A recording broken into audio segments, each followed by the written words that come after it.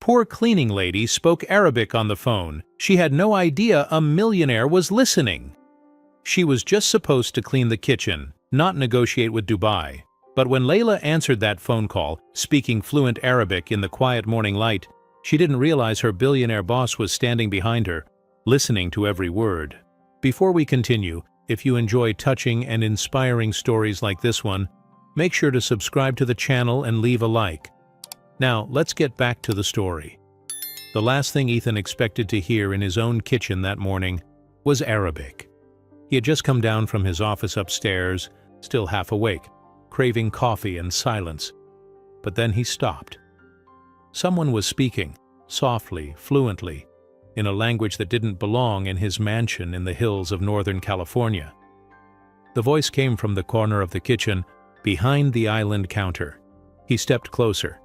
There she was, Layla, his house assistant, the quiet one who dusted the library bookshelves and kept to herself. She was on her phone, standing near the open pantry, one hand holding a grocery list, the other gesturing as she spoke rapidly in Arabic. It wasn't the language that caught him off guard, it was how she spoke it, like it lived inside her, not like someone who had learned it in school or picked it up on a trip. No, this was deeper, native even. But that didn't make sense. She didn't look Middle Eastern, blonde hair, freckles, soft Southern accent when she spoke in English. He'd always assumed she was just another small-town girl who came to California looking for a second chance. He cleared his throat. Layla jumped, nearly dropping her phone. "Oh, Mr. Reeves, I didn't hear you come in." He raised an eyebrow, folding his arms. "You speak Arabic?" She hesitated, caught between confusion and embarrassment. "Yes, I do." "Fluently?" "Yes." He didn't respond right away, just nodded slowly, as if filing away a secret. "I didn't mean to eavesdrop," he said, crossing to the coffee maker. "But it's not every day my housekeeper negotiates with someone in Dubai before breakfast." Layla's eyes dropped to the floor. It was a personal call. "You mentioned a project." She paused. "It's nothing official, just family." He took a sip of his coffee, studying her. "You have family in Dubai?" "No," she said carefully. "But I used to live there for a few years." "Doing what?" Layla hesitated again. This wasn't part of her job. She didn't owe him answers. But something about the way he asked, curious, not invasive, made her give in. "I worked as a translator for an architecture firm based in Abu Dhabi. We handled contracts across the Gulf. I moved back after my mom got sick." Ethan's expression shifted, something between surprise and intrigue. "You worked in architecture?" "Not exactly," she said quickly. "I was just the language bridge. I didn't have a degree, but I picked up a lot. And the job paid well, until the company folded." He leaned back against the counter, his interest growing. "You realize I run one of the top architecture firms in the country, right?" "I do," she said quietly, smiling for the first time. "I dust your trophies every Thursday." He laughed, genuinely, the first real laugh in weeks. "Fair enough." A silence settled between them, but it wasn't awkward. It was thoughtful, almost electric. Then Ethan said something she didn't expect. "I have a board meeting this afternoon. We're reviewing a pitch from a group in Dubai. It's been a headache. The translation work is a mess. Our interpreter keeps mixing up financial terms with design specs." He looked at her. "You think you'd be up for sitting in? Just to listen. Maybe help if we get stuck." Layla blinked. "You want me in your boardroom?" "Why not?" "I clean your kitchen. You also speak Arabic better than anyone I've hired in 6 months, and clearly you understand the field." Her instinct was to say no, to retreat. But something in his tone, calm, respectful, inviting, pulled her toward a part of herself she hadn't touched in years. "I'd need to change," she murmured. "I'll have my driver take you home to get what you need," he replied instantly, as if he'd already decided. Layla looked down at the grocery list still in her hand. Eggs, flour, rosemary. She folded it quietly and tucked it into her pocket. Okay. That afternoon, she stood outside the Reeves and Langford Glass Tower in downtown San Francisco, wearing a navy blue blouse and black slacks, the best outfit she had. She felt like an imposter walking through those marble doors, but the receptionist greeted her with a polite nod, and within minutes she was escorted up to the executive conference room. Ethan was already there. He stood when she entered, and for a moment, everyone stared.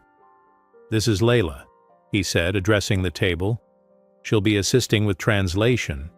No one objected, though one or two exchanged curious glances. Layla took her seat at the far end, quiet, composed. Then the call began.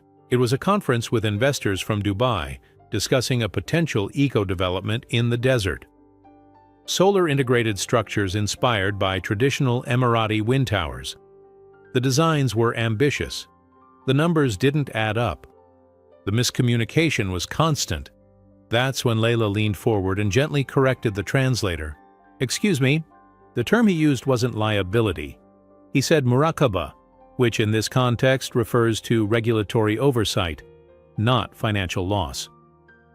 Ethan looked at her impressed.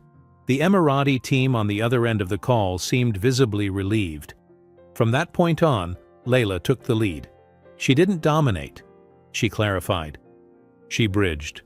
She explained subtle cultural differences, referenced zoning policies from Abu Dhabi, even suggested an alternative proposal that made the investors pause and say, "Huh, that actually works better." The meeting ended with smiles on both ends. Ethan waited until everyone had left. Then he turned to her. "I knew you were sharp," he said, "but I didn't know you were brilliant." Layla felt her face heat. "I'm not. I used to do this before—" She stopped, before she became invisible. "Would you consider working with me?" Ethan asked gently. "Not as staff. As a partner, a cultural and business liaison for our Middle East accounts."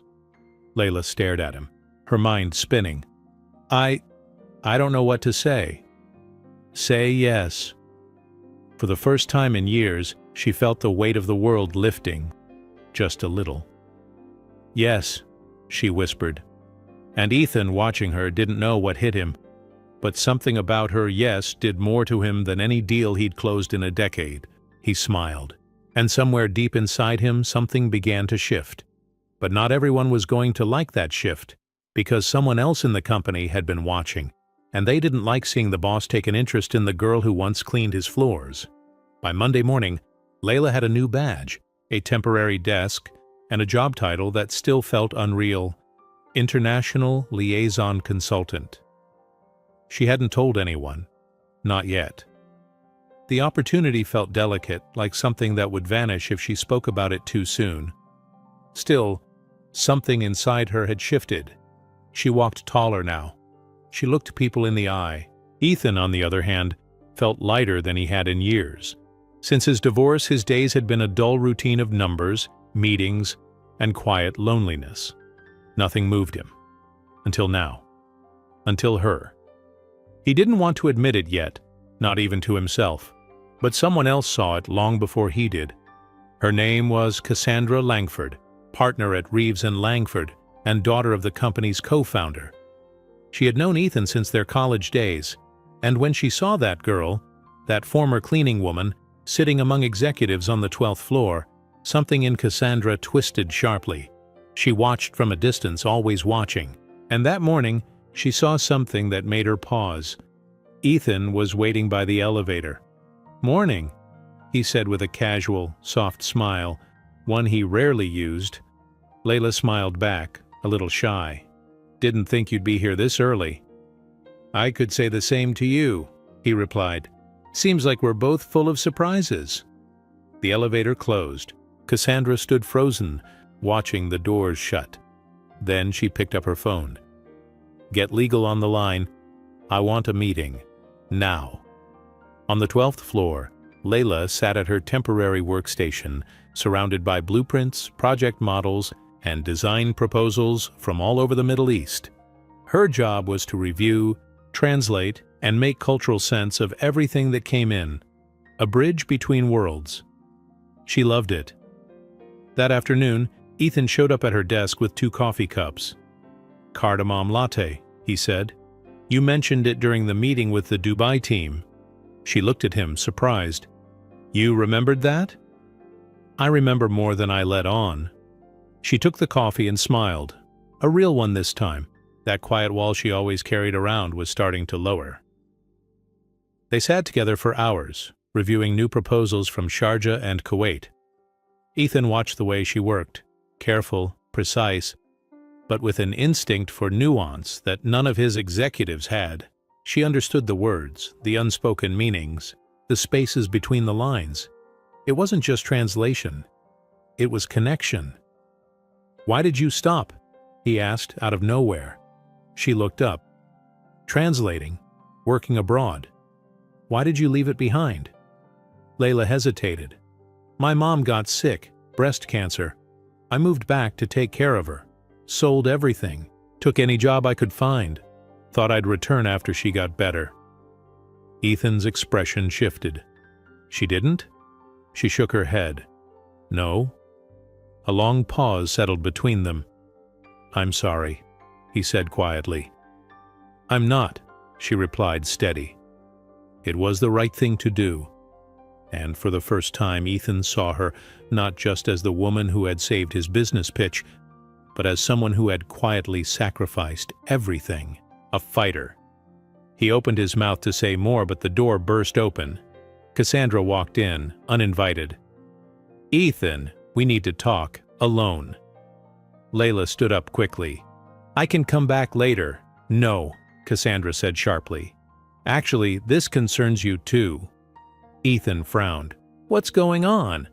She tossed a black folder onto the desk. "Legal review. Did you know that company policy prohibits hiring domestic staff as consultants without a formal process? No interviews, no contracts, no clearance?" Layla froze. Ethan's face hardened. "You're seriously doing this?" "Yes," Cassandra said. "You gave her a badge. You brought her to the 12th floor. No vetting, no HR. That's a risk, and frankly, it looks bad." Layla felt like the floor had vanished beneath her feet. "She saved that Dubai deal," Ethan said firmly. "No one else in this office could have done what she did." "She's still unqualified," Cassandra snapped, "and you're not thinking clearly." Ethan stood now, his voice low but sharp. "Careful, Cass." Cassandra crossed her arms. "Come on, Ethan. We all see it, the way you look at her, like she's some kind of miracle." The silence hit hard. Layla grabbed her things, flustered. "I didn't mean to cause trouble. I'll step away." Ethan reached out and gently stopped her. "Layla, no, you're not going anywhere." Cassandra watched, her face unreadable, but her eyes said everything. This isn't over. That night, Layla sat alone in her small apartment, her work badge still clutched in her hand. She had made progress. She had been trusted. And now it felt like everything was slipping. Could she really belong in a world like that? Could she survive the judgment, the whispers? At the same time, across the city, Ethan sat in his home office staring at an email from Cassandra. Subject: About your new consultant. If you keep this up, prepare for a board response. This could damage our brand. She doesn't belong in our world, and deep down, you know that. Ethan took a breath, then typed back, "Maybe it's our world that needs to change."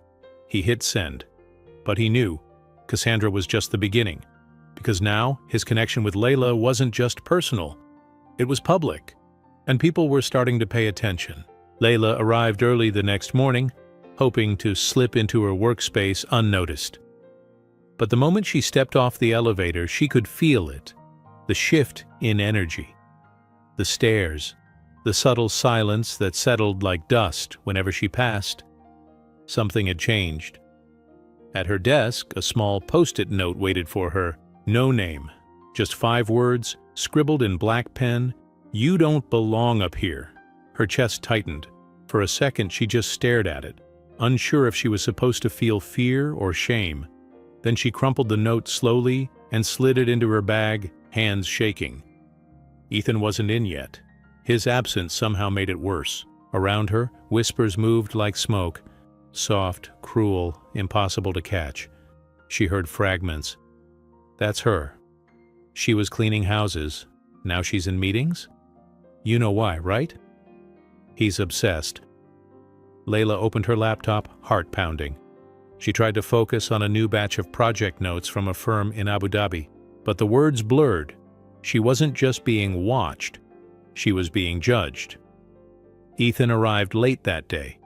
A board meeting had held him up, but when he entered the office and saw the way people were acting, the subtle glances, the stiffness in the air, he knew exactly why. He found Layla alone in a meeting room, arms wrapped around herself like armor. "Layla," he said gently. She didn't turn to him. "Did you know someone left me a note?" His jaw clenched. "What did it say?" "That I don't belong here." He took a deep breath, walked around the table, and sat across from her. "They're wrong." "They're not," she said, quietly. "Not completely." He tilted his head. "You don't believe that." She looked up, her eyes heavy. "I think part of me does.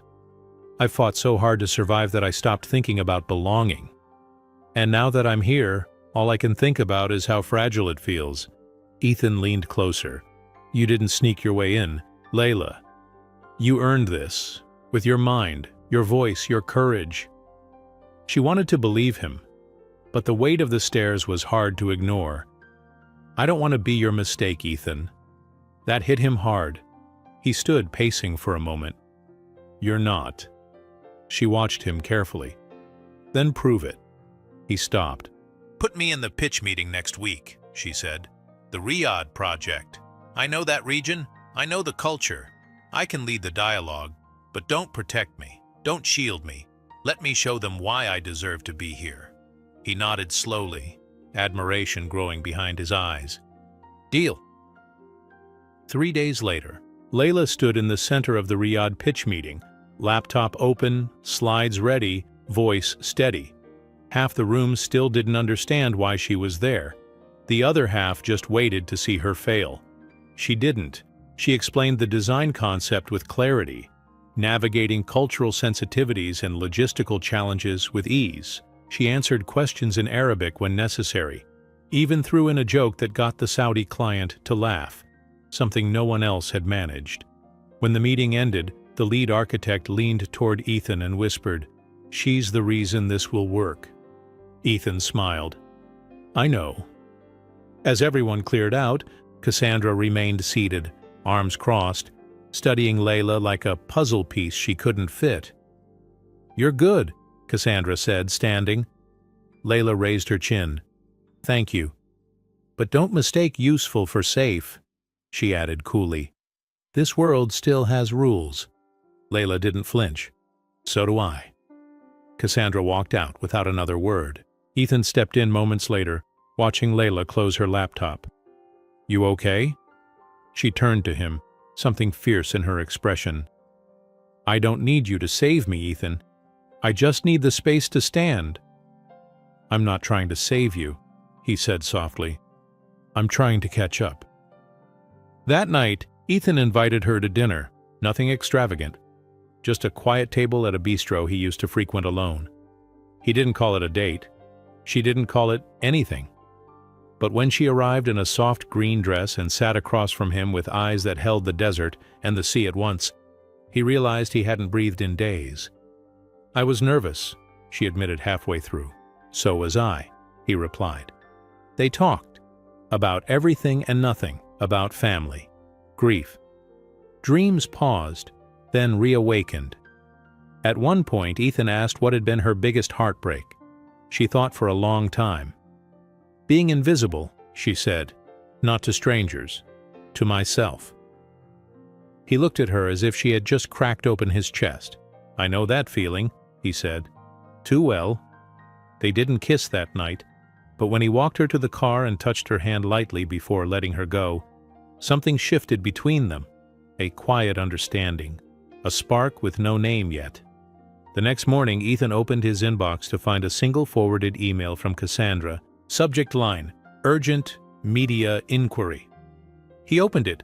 Attached was a draft article from a tech business blog titled, The Maid, the Millionaire, and the Quiet Scandal at Reeves and Langford Photos.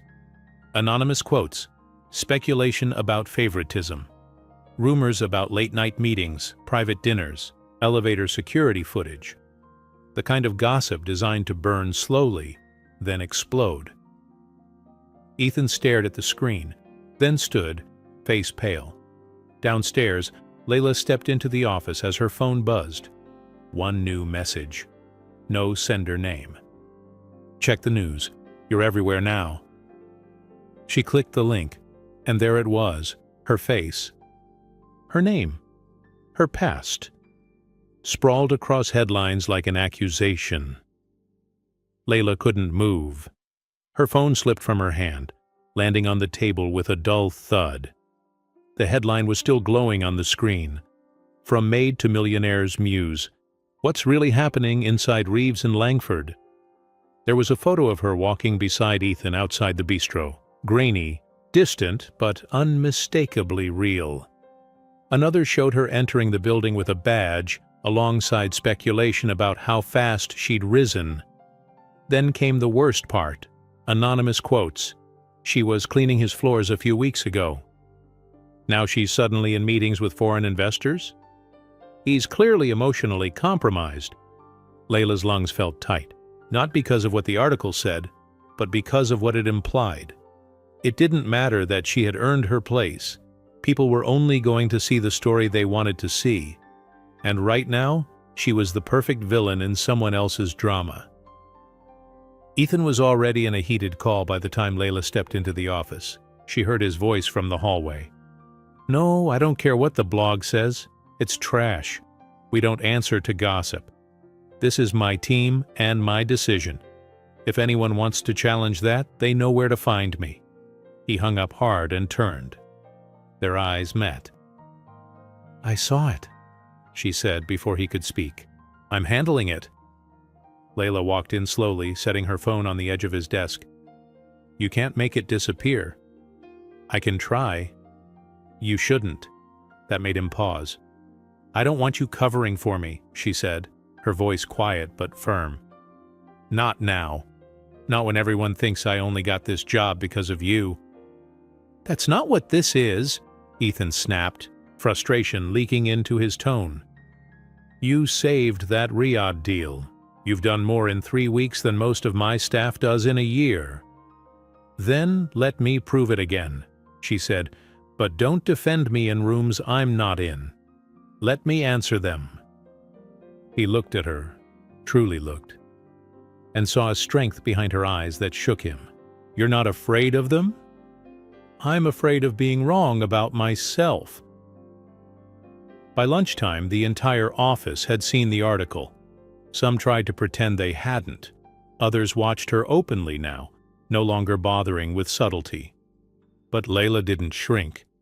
She printed out her project notes, pulled up her research, and marched straight into the senior development meeting, the one she wasn't technically invited to. Ethan had already arrived. When he saw her walk in, his heart jumped. She didn't look fragile or unsure.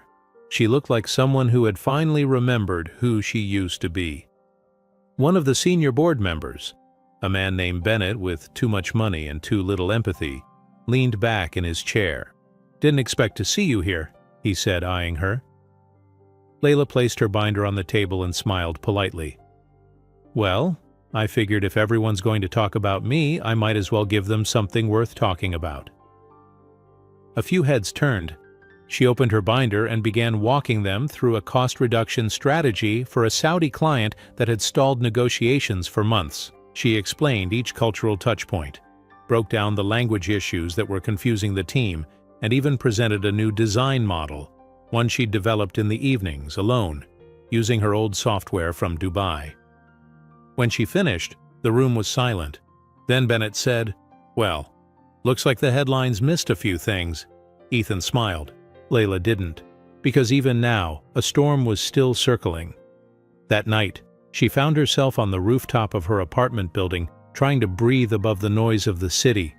Ethan called her. "Are you okay?" he asked, his voice softer now. "I don't know," she admitted. There was a long pause. "I know what it's like to be misunderstood," he said. "People only ever see the surface, the money, the power. They don't see how lonely it gets when no one believes you earned it." Layla sat on the edge of the ledge. "Do you regret bringing me into all this?" "No," he said without hesitation. "I regret not finding you sooner." The words made something flutter inside her. "Do you want to come up?" she asked before she could stop herself. "It's quiet here." 10 minutes later, Ethan stood beside her, both of them leaning against the rail, looking out at the night. She glanced at him. "You're not afraid they'll catch us together again?" He looked right at her. They already did. Silence. Then, carefully, he reached for her hand. She didn't pull away. Their fingers interlaced like they'd always belonged that way. "Whatever comes next," he said, "we face it together." Layla didn't say anything. She just leaned her head gently on his shoulder. But behind them, in the shadows of the rooftop exit, a phone camera clicked. The next morning, the image was everywhere. Layla in a green dress, holding hands with Ethan Reeves under the stars. The angle was perfect. The caption was cruel. Confirmed. Ethan Reeves and the woman who cleaned his house are officially a couple, inside the scandal-shaking Silicon Valley's power circles. The article didn't care about her intelligence, or her skill, or her story. It only cared that she had his hand. At 9:04 a.m., Ethan called an emergency board meeting. At 9:06, Layla received a letter on her desk. Subject: Investigation of breach of conduct status. Suspended until further review. She stared at the paper, hands trembling. And for the first time since she arrived, Layla didn't know if she could fight this one. The office was quiet. Too quiet. Layla stood frozen in front of her desk, holding the letter like it had burned her. Suspended. Pending investigation. No one looked at her. No one offered a word of comfort. They just pretended not to notice. The same way people pretend not to see a car crash when they're the ones who caused it. She didn't cry. Not yet. Instead, she turned around, walked past the stairs, and stepped into the elevator. The doors closed silently, sealing her away from the world she had just started to believe in. Downstairs, her phone buzzed with a message from Ethan. "Don't leave. I'm coming down." She didn't answer. She walked through the lobby like a ghost, her heels clicking softly across the marble floors. The security guard who once smiled at her didn't even lift his eyes. Outside, the sky had turned gray. Thick, heavy clouds gathered above San Francisco's skyline. Layla pulled her coat tighter, the wind tearing at her hair, and still, no tears, not until she reached the parking lot and saw Ethan running toward her. "Layla," he called out of breath. "Please, don't go. I didn't know they were going to do this." She stopped but didn't turn around. "I shouldn't have let it go this far," she said quietly. "I knew they wouldn't let me stay." "That's not true. I can fight this. I will." "They're not suspending you, Ethan." He stepped closer. "Then let them. Let them come after me." She turned now, her eyes fierce and broken at the same time. "That's the problem. They won't. You'll survive this. I won't, because you're Ethan Reeves. And I'm just the girl they decided was a story." Ethan's chest rose and fell. "You're not just anything," he said. "You are the smartest, bravest person in that building, and they're terrified of you because they can't control you." "They're not terrified," she whispered. "They're disgusted that someone like you could want someone like me." A long silence. Then Ethan said what he hadn't dared to until now. "I do want you." She froze. "I've wanted you since the first time I heard you speak Arabic by the kitchen pantry. And every day since, you've given me a reason to want you more. Not because you're impressive, though you are, but because you see the world the way I forgot how to." Her breath caught in her throat. "But I don't want to be the reason your world turns on you," she said. "You've worked your whole life to build something, and I'm not going to be the woman they used to tear it down." Ethan reached out, his hand brushing her arm. "I don't care what they think." She looked at him, really looked at him. "I do," she whispered, "because if I lose myself in this, then they win." Then she pulled away gently and walked toward her car. And Ethan didn't stop her this time. For the next few days, everything stood still. The board launched a formal investigation, more for show than justice. News outlets spun the story every which way. Ethan refused to speak to the press. Cassandra went silent, which worried him more than if she'd shouted. And Layla? She disappeared. No texts, no calls, no messages. She returned her badge by mail, along with a short note. "Thank you for believing in me. I hope you continue to." Ethan kept that note folded in his wallet, next to an old photo of his mother. A week later, Ethan stood in front of the board. His voice was calm, but his presence was fire. "You're afraid of losing control," he said, "so you punish what you can't define." "Ethan," Cassandra tried to interrupt. "No, let me finish." He faced them one by one. "Layla helped us break into markets we never touched before. She saved a multi-million-dollar deal with a single phone call. And she did it while being dragged through every corridor of judgment this company has." He dropped a folder on the table. Inside were the results of the Riyadh proposal, signed, sealed, and approved, one of their biggest contracts to date.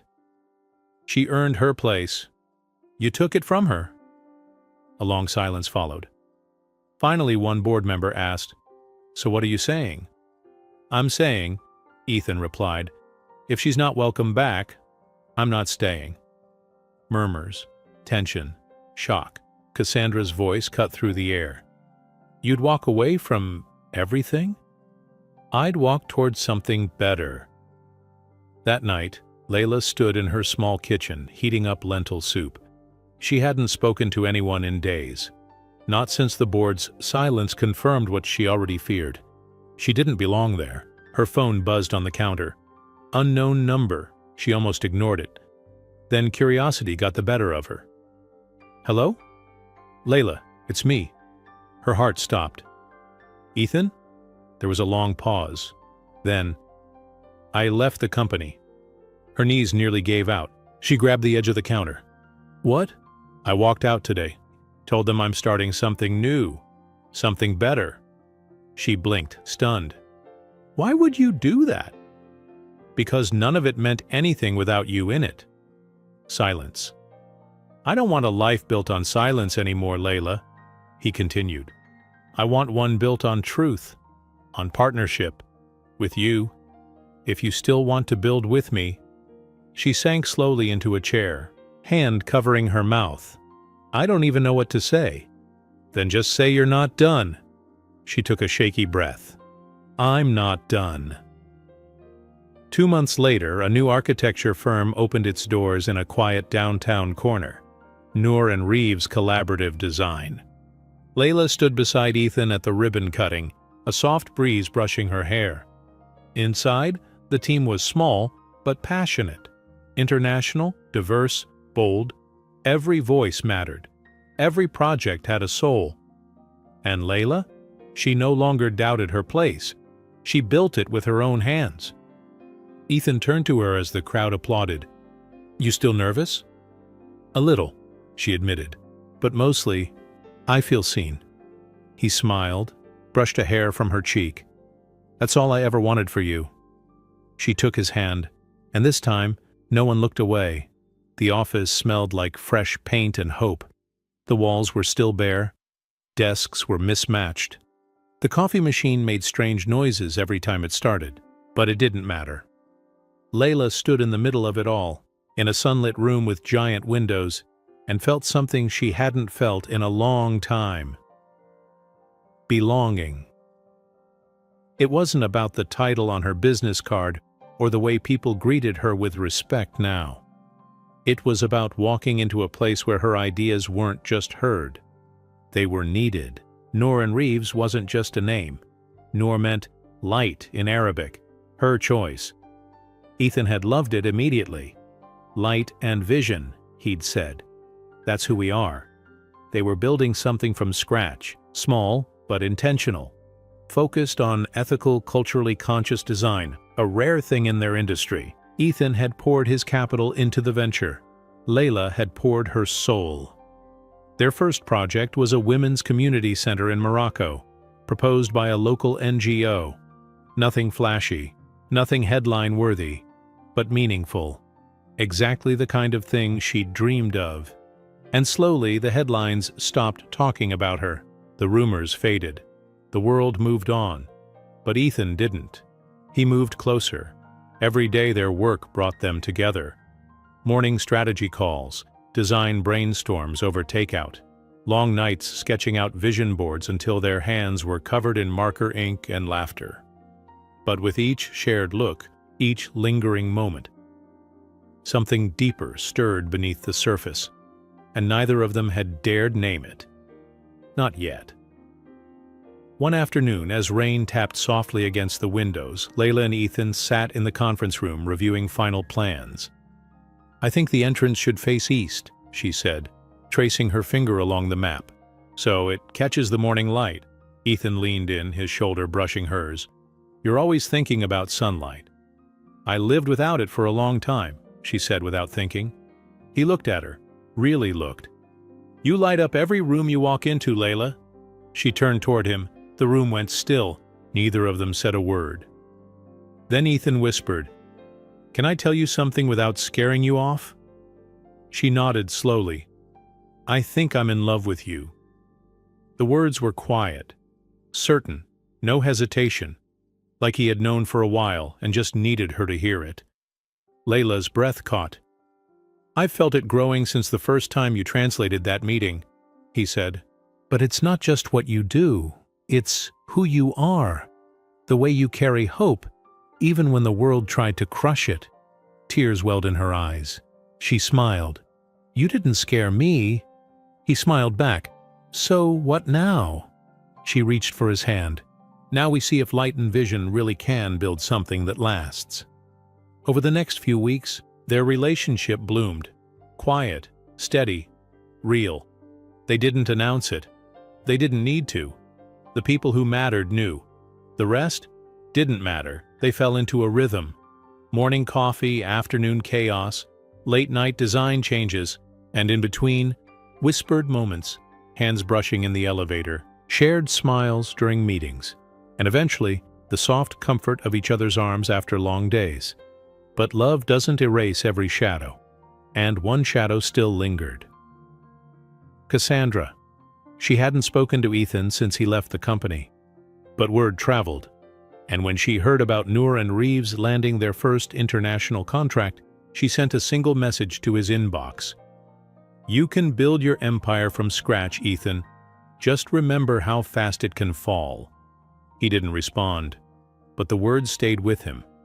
3 days later, Layla received a letter.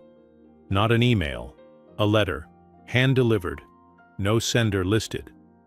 Inside was a single photograph, one she'd never seen before. It was old, maybe 5 or 6 years.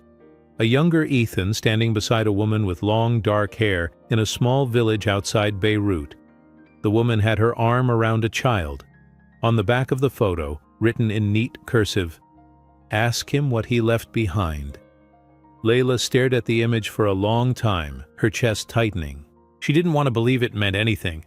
But something about Ethan's face in that photo, softer, open, full of something she didn't recognize, made her question what she didn't know. That night, when he walked into the office carrying 2 falafel wraps and grinning like usual, she couldn't hide the worry in her eyes. "What is it?" he asked gently. She handed him the photo. He stopped mid-step. His smile vanished. "Layla, where did you get this?" "It was sent to me." He looked at the photo for a long time, then quietly set it down. "You never told me about her," Layla said. "Or the child." He sighed. "That's because it's complicated." She crossed her arms. "Then explain it to me." Ethan sat down, suddenly looking older, heavier.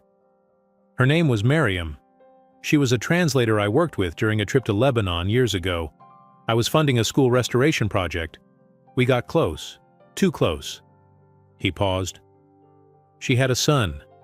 Not mine. His father had died in the war, but I loved that boy like he was my own. What happened? When I had to leave, when the project ended, I made promises I couldn't keep. I said I'd come back. But life got in the way. The company grew. My marriage started falling apart. I got scared. He looked at her now, his eyes raw. I never went back. Layla sat in silence, the words sinking in. I thought I'd buried that chapter, he said, but I see now. I didn't end it. I just ran from it. Tears threatened her eyes. I'm not her, Ethan. I know. And I won't be the woman who watches you run again. You won't, he said firmly, reaching for her hand. Not this time. I'm not running. I want to make this right. All of it. For Miriam. For you. For everything I left broken. She didn't speak for a long time. Then she nodded once. Then go back, she said softly. Find them. Say what you never said. The next morning, Ethan boarded a flight to Beirut. And Layla stayed behind, not because she doubted him, but because she trusted him enough to go. The past was calling. But so was the future, and what came next would decide whether they were ready to build something unshakable, or if everything would finally collapse. The streets of Beirut were loud with life. Children darted between market stalls. The scent of fresh za'atar bread floated through the air, but Ethan barely noticed any of it. His heart had been in his throat since the moment he stepped off the plane. He hadn't been here in 6 years, not since Miriam, not since he left behind the only place that had ever made him question who he truly was. He walked with purpose, guided by old landmarks and older regrets. Every step took him closer to the memory of a promise he never kept. When he finally found the neighborhood, a quiet strip of cracked stone and laundry lines, he stopped in front of the same small blue door he remembered. He raised his hand and knocked. Seconds passed, then the door opened. Miriam stood there, older, but still holding that same quiet strength in her eyes. She stared at him, expression unreadable. Ethan. He swallowed. Hi. You look the same, she said after a moment, only more tired. He gave a small laugh. I deserve that. She stepped aside. Come in. The apartment was small but warm. On the wall he noticed a drawing, a child's version of a house with stick figures holding hands. One of them was taller than the rest, wearing a suit. He still remembers you, Miriam said softly. Is he here? No, with my sister for the week, but you can see him if you want. I do. Silence again. Then Ethan turned to her, his voice shaking. I'm sorry, I should have come back. I should have. Miriam held up a hand. You don't owe me apologies, Ethan, but maybe you owe one to yourself. He sat, overwhelmed. I was afraid, he admitted, of how much it mattered, and how much I failed. You didn't fail. You were just, unfinished. He looked at her. I came back because I'm trying to stop running. There's someone else now. Someone who reminded me that unfinished stories don't have to stay that way. Miriam smiled, a little sadly. She must be something special. She is. Then go to her, she said, and this time, don't hesitate. Back in San Francisco, Layla stood by the office window, watching the late afternoon light stretch across the city. She hadn't heard from Ethan in 3 days. No updates, no calls, just space. She told herself not to worry. She told herself to trust him, but it didn't stop the ache in her chest. Still, she kept going, finalized contracts, sent design notes, met with the Morocco team, held it all together, piece by piece, like she had her entire life, until she didn't have to anymore, because when she turned around, he was standing in the doorway. Her heart nearly stopped. He looked tired, wind-worn, changed, but when he smiled, really smiled, she saw it. I told her about you, he said. Layla didn't move. I told her how you changed everything, how you reminded me that love doesn't mean perfection. It means showing up over and over, even when it's messy, especially when it's messy. He stepped closer. I want to build a life with you, Layla. Not just a company, A life. She stared at him, eyes burning. Then don't make promises. Make decisions. I already did. He reached into his coat and pulled out a small envelope. Inside, a simple deed contract. Co-ownership of Noor and Reeves. Equal shares. This isn't just your job, he said. It's your future. Tears finally fell. I don't care what the world says, Ethan added. Let them whisper. Let them wonder. I know who you are, and I want to spend every day proving you were never just someone I noticed. You were the reason I woke up again. Layla took a breath, then she walked toward him and kissed him. Soft at first, then stronger. Not like a fantasy, but like a choice. A promise. A home. 1 year later. The Noor Women's Center opened its doors in Tangier, Morocco. It was a sunlit building filled with laughter, textiles, books, and stories. A place for women to gather, learn, create, and lead. Ethan stood in the courtyard talking to one of the architects. Layla stood on the second-floor balcony, arms crossed gently over her chest, watching a group of girls play below. This was what she'd always dreamed of. Not just a career, but meaning, a legacy. Ethan joined her, wrapping an arm around her waist. You did this, he said. We did this, she corrected. He nodded. You ever think about what would have happened if I hadn't walked into the kitchen that day? She smiled. You would have kept drinking bad coffee, and I would have kept humming in secret. He laughed. I think fate had better plans. They stood there in silence, side by side, breathing in the joy of something they had earned together. Not because of luck, but because of courage. Because they dared to believe that who you were didn't have to define who you could become. The end. Now tell me this. Have you ever felt like you didn't belong, and then someone saw something in you that changed everything? What would you have done in Layla's place? I'd love to hear your story. Share it in the comments. Thanks for watching.